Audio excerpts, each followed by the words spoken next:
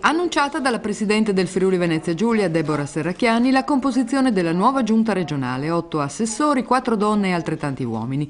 Scelte, ha precisato la Presidente, che si sono basate sulla volontà di mettere al centro le competenze, la rappresentanza territoriale e quella di genere, per fare una squadra in grado di farsi carico non solo dell'ordinario, ma anche delle esigenze straordinarie in un momento di difficoltà, non solo per il Friuli Venezia Giulia, ma per l'intero Paese, che richiede la capacità di reagire rispetto alle continue emergenze. Le deleghe saranno affidate ai singoli assessori con il cambiamento del regolamento di organizzazione della struttura amministrativa regionale. Vicepresidente e assessore alle attività produttive e all'agricoltura Sergio Bolzonello, assessore al bilancio, finanze, patrimonio, programmazione, politiche comunitarie e ricerca Francesco Peroni, assessore alla funzione pubblica, autonomie locali con delega alla protezione civile Paolo Panontin, assessore alla salute, integrazione sociosanitaria, politiche sociali e famiglia Maria Sandra Telesca, assessore alla cultura, sport e associazionismo Gianni Torrenti, assessore al lavoro, formazione, pari opportunità, istruzione, politiche giovanili Loredana Panariti,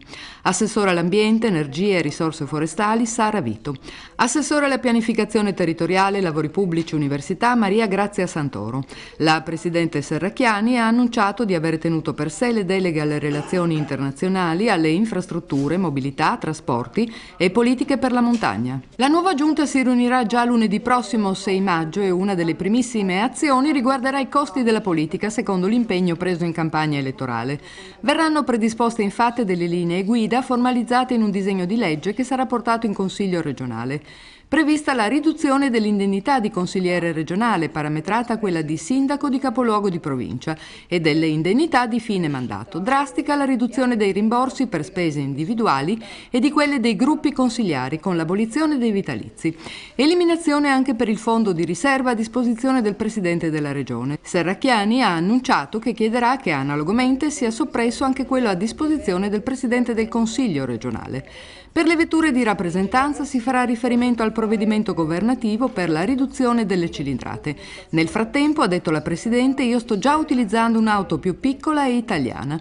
Ultima sottolineatura ancora la composizione della nuova giunta. Credo sia stato fatto un buon lavoro.